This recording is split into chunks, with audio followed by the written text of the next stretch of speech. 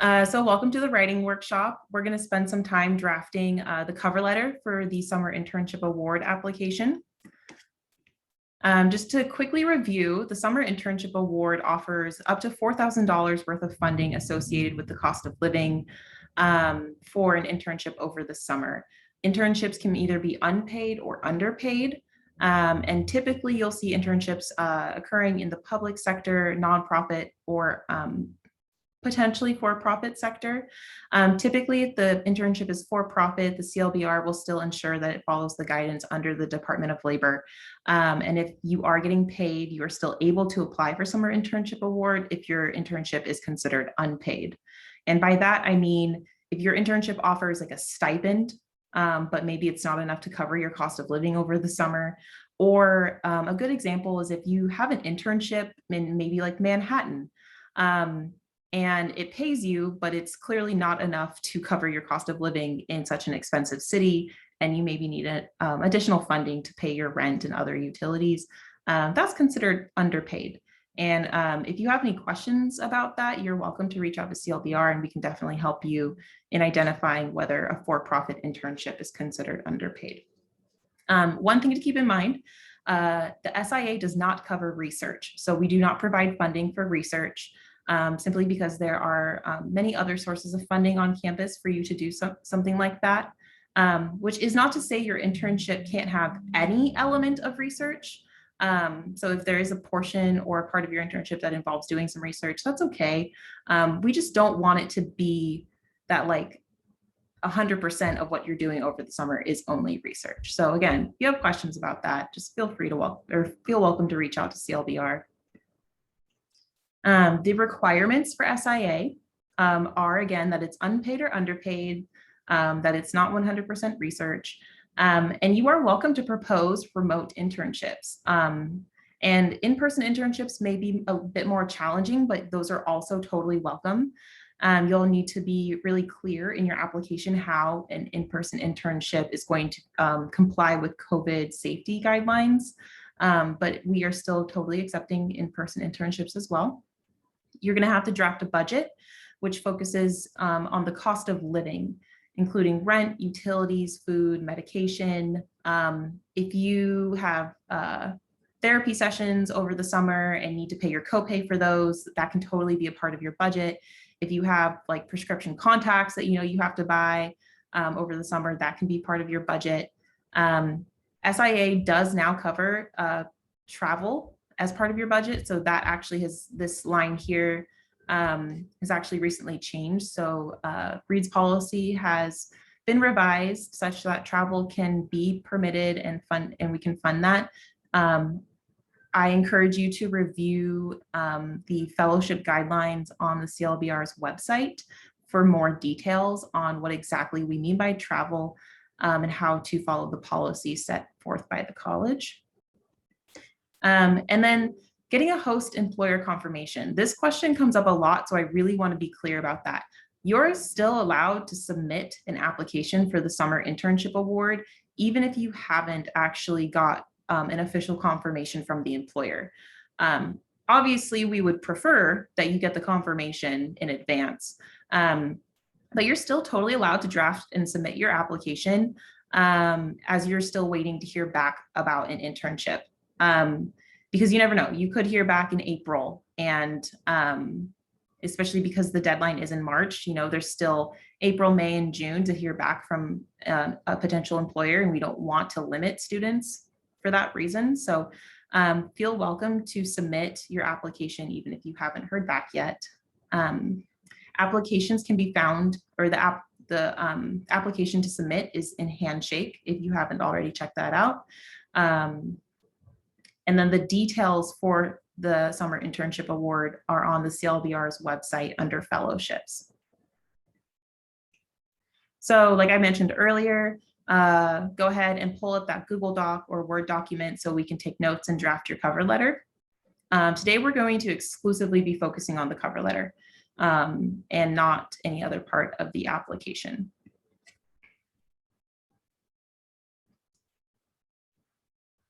All right. Let's go ahead and get started. So the first part of the cover letter is going to be a paragraph that is an introduction summarizing your proposed internship and the benefits to you. So you may want to make a note in your Google Doc or Word doc. The cover letter can only be at 1,000 words max. In the first section, we're looking for an introduction about what this internship is. We want to know some details. So this is going to be our first activity of 5. I have set aside 5 minutes, but I'm of course totally willing to take more time to work on each activity if you feel like you need a bit more time or you have questions. But in your document, go ahead and start providing some notes and bullet points. You definitely do not have to be writing like, full complete paragraphs at this point. You can totally just, use bullet points if that's where you're at right now. If you don't have an internship secured right now, that's also okay. If you don't have an internship, go ahead and complete the activities for the internship you're hoping to do, or one of the internships you've applied to that you're hoping to get, or if you had a magic wand, the internship that you would be doing this summer. It's okay if plans change, but for the sake of the exercises, just use whichever internship you're really hoping to get this summer. You can always go back and make changes later. But for this first activity, we're going to spend 5 minutes drafting some details about your proposed internship and its benefits. You want to answer questions such as, will the internship be in person or remote? What is the title of the position? Who's the employer? If your internship is in person, you'll want to note some of the precautions your host will take to accommodate the pandemic conditions and restrictions. And then how many weeks will it last? And what are the hours per week? Keeping in mind that under the Summer Internship Award guidelines, your internship has to be somewhere between 8 and 10 weeks and has to amount to 320 hours in total. So you'll either be likely working an 8-week internship at 40 hours a week or a 10-week internship at 32 hours a week. So I'm going to stop talking now and give you all 5 minutes to start working on some of these questions. And if you have questions for me, definitely feel welcome to unmute yourself or post questions in the chat and Alice will get back to you.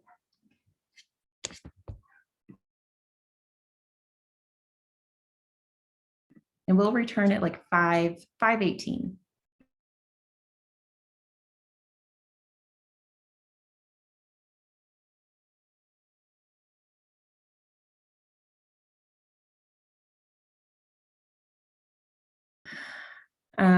Okay, so now that we have some just basics about the key points of the internship, we're going to move on to the second paragraph, which is probably the easiest part, which is to provide a description of the mission and purpose of your host organization. This honestly can just be copied and pasted straight from the employer's website. I do not expect you to write their mission statement for them. And if you can't find the mission statement on their website, that might be a good point to, or a good opportunity to reach out to the employer that you're working with or that you've been in conversation with to see if they can provide a mission statement for you. If you've not yet identified an employer, which again is totally fine, you can also take this time to maybe start drafting some bullet points about, potential organizations and, the mission and goal of an organization that you are interested in. Like what's, if you are looking for an organization, what types of goals are you hoping that they value? What types of values do you hope that they have? Because that, I think, is going to be helpful for you in identifying employers, but it also is a really great opportunity when you are, reaching out to employers or reaching out to alumni or reaching out to nonprofits. Those are great talking points, to be like, I find that I'm somebody that really wants to work with an organization that really values blank. Can you tell me a little bit about your organization's values? Because ultimately we want you to intern with somebody that aligns with your values and your goals. So if you haven't identified an employer yet, go ahead and take this time to start, drafting your own mission, your own goals, and your own values. And we'll work on this part for just a couple minutes.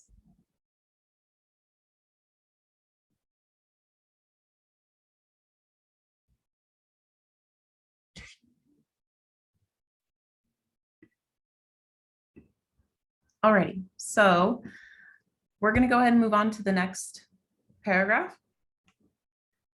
This one is probably going to be the most extensive part of your cover letter. It's definitely the meat of the application. And in this third paragraph, you're going to provide a description of the work, project, activities, responsibilities you anticipate doing during the internship. And you'll also want to provide a description of your motivations and your interests in this area. So I provided 5 minutes, but I'm, again, more than happy to spend more time on each of these sections. This one is probably going to take you the most amount of time. But begin providing some bullet points to yourself about what the proposed responsibilities are, any projects you plan to complete, activities you plan to complete during the internship. I think in terms of the review committee, when we're reading applications, it is always stronger when you write things chronologically. So if you can provide some sort of timeline for how and when you're going to complete the tasks and responsibilities, that usually makes more sense to the reader, right? Because we only know what you're providing us. So if you can provide, a timeline of, in the first 3 weeks of the internship, I plan to do blank. And then like the next 3 weeks, I plan to do blank. So trying to align everything along a timeline is very helpful. And then you'll want to speak to why this work is interesting and relevant to your own personal development. How is completing a certain project going to support you in your next steps after this internship is over? And then talking a little bit about what your needs are as an intern. You've already identified whether or not the internship is in person. You're going to be working somewhere between 32 and 40 hours a week. What are your needs in terms of successfully completing the tasks that you're talking about and successfully completing the internship? Are you going to need any training in order to be prepared to do the internship? So this is really a paragraph that's providing all of the depth and context that we need as the reader to understand what is the game plan, what is the timeline, and what is your plan for being successful in completing what you're proposing to do? And why is this relevant? Why is this important to you? So we're going to take 5 minutes again. I'm going to stop talking again, and you all are welcome to start writing, asking questions if anything about this is unclear. Or one more time. Okay, so the fourth paragraph, this is going to be a chance for you to summarize your skills, knowledge, and other relevant preparation you will bring to this internship. So similar to more traditional cover letters, this is going to be a persuasive paragraph. This is a chance for you to begin talking about how it is that you are prepared to do the thing you're proposing to do. Why are you a great candidate for this internship? Why is this internship a great opportunity for you? And so you'll want to think about some of these following questions. So how are you prepared to complete the work? And that includes past work experience, volunteer experience, other internships you've completed. But this can also include coursework that you've done or student clubs that you're a part of. So this is an opportunity for you to be really expansive in providing us with, some details about how you're prepared. And it can even include things that you've done in your personal time. So, if you're somebody who taught yourself how to use Python over the summer, like that totally counts and that's relevant. We just want to know that you have the skills. We don't really care as much about where you got them from, but that you are prepared to do it. And does the experience from your resume actually support the proposed internship? So you will want to be conscious about any skills or experiences that you talk about that you've developed in the past, that those are also present on your resume, and that your resume supports everything that you're talking about, all the experiences you're referring to in the cover letter. And then are there, oh my gosh, I used the wrong there. Are there any skills that you hope to build on or develop as a result of this internship? So we really want to know, if there's a skill that you know how to use, like, well, I, taught myself how to use R, but now I really need to learn how to use Stata, and this internship is going to help me learn how to do that. That's totally relevant. So giving us an idea of what are some of the outcomes, what are the skills that you're hoping to develop that relate to your career development and your career path. And again, if you have not yet identified an employer, totally okay. Just continue to write about the internship you hope to pursue. And it's okay if details about the internship change. So, if you find out tomorrow that you landed an internship, but then you had drafted this cover letter, it's okay to go back and make changes. If you submit an application for the Summer Internship Award and then find out the very next day that you're offered a different internship, that's okay. You just need to communicate with CLBR, probably revise your application and send us an updated application. And we will happily accept it because we understand that these changes are happening all throughout spring semester.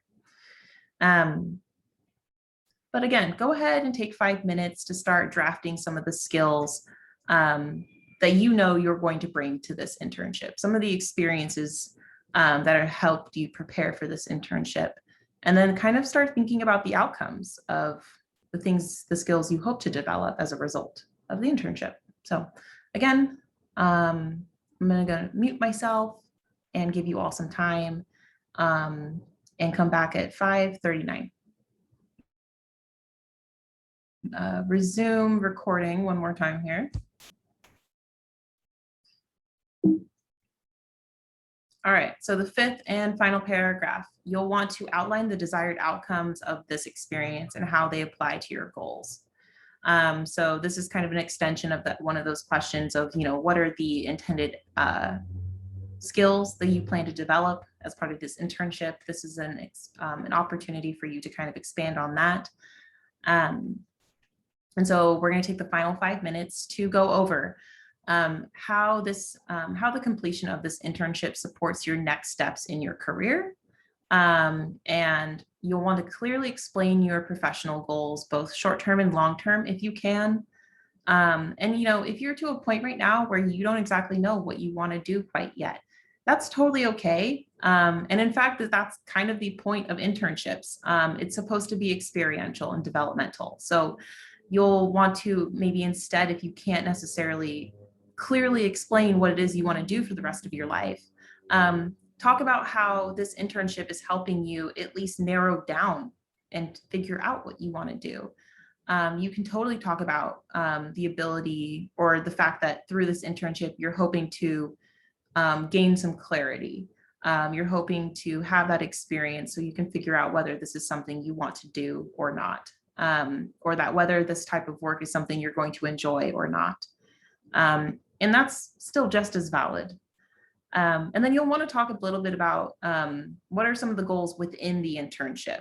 So, is completing a certain project a goal for you? Is it a project that you've never had the opportunity to do before?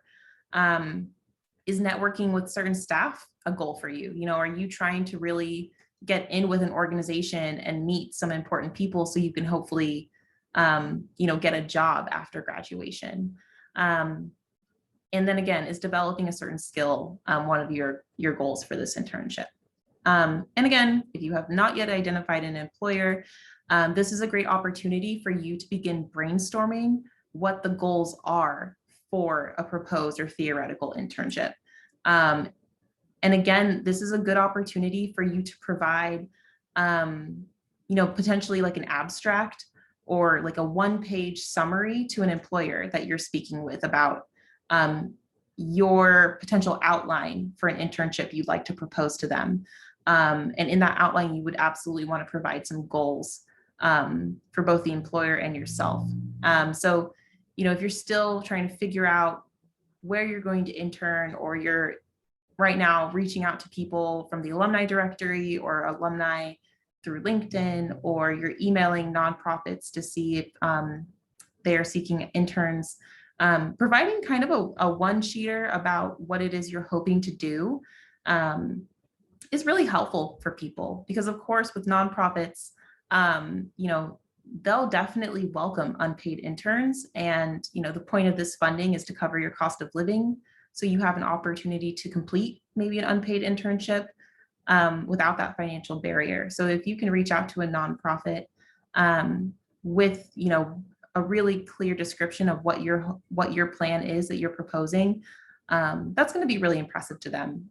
They will most likely want to hire you as an intern. So go ahead and take this final couple minutes to draft some notes for yourself, some bullet points about the intended outcomes of the internship.